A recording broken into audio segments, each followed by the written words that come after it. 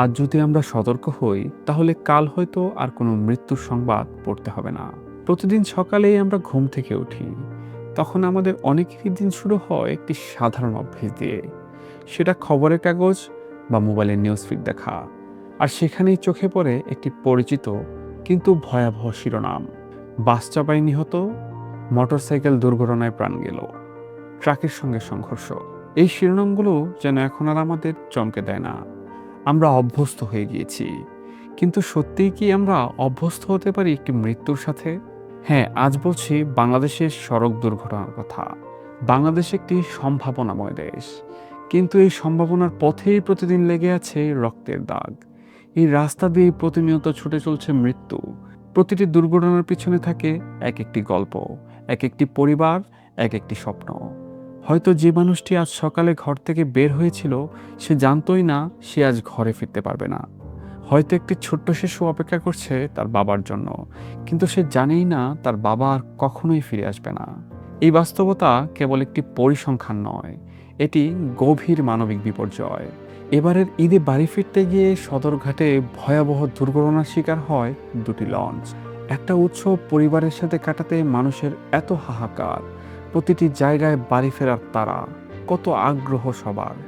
হাত ভর্তি shopping bag, কয়েকগুণ বেশি ভাড়ার উৎসাহ নিয়েই বাড়ি যাচ্ছিল সবাই। এই আনন্দ এক মিনিটেই শেষ।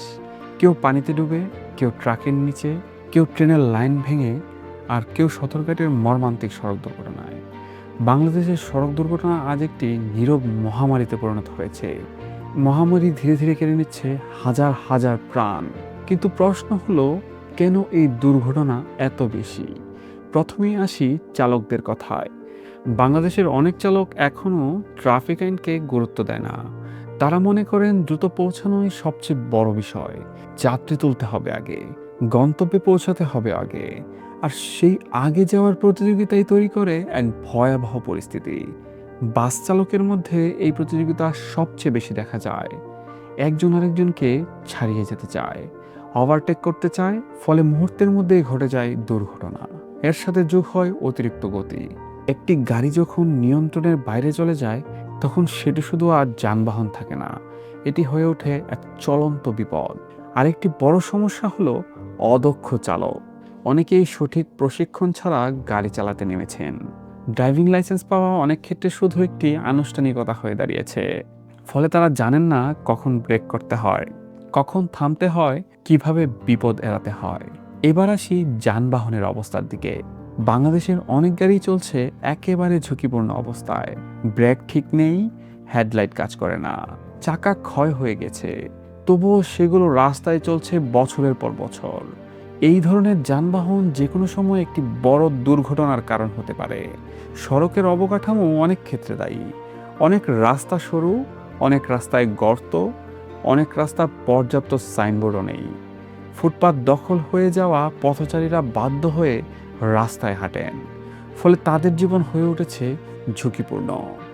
এবার একটু ভাবুন তো, একজন পথচারী যার কোনো দোষ নেই, সে শুধু রাস্তায় পার হচ্ছিল, হঠাৎ একটি দ্রুতগামী গাড়ি এসে তাকে ধাক্কা দিল।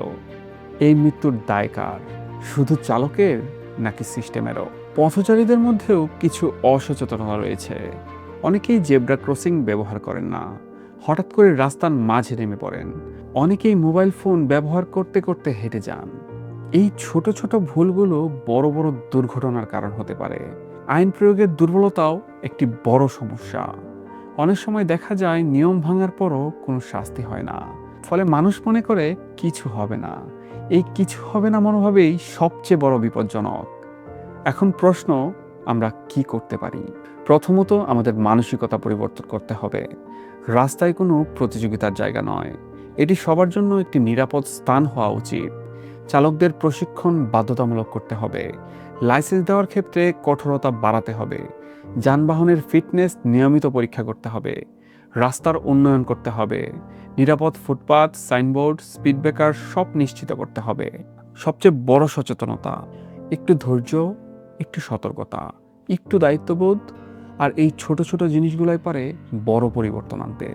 কারণ মনে রাখতে হবে, একটি দুর্ঘটনা শুধু একটি মানুষকেই মেরে ফেলে না, এটি একটি পরিবারকে ভেঙে দেয়, একটি শিশুর স্বপ্ন থেমে যায়, এক মায়ের বুক খালি হয়ে যায় আর পরিবারের হাসি চিরতরে মুছে যায়।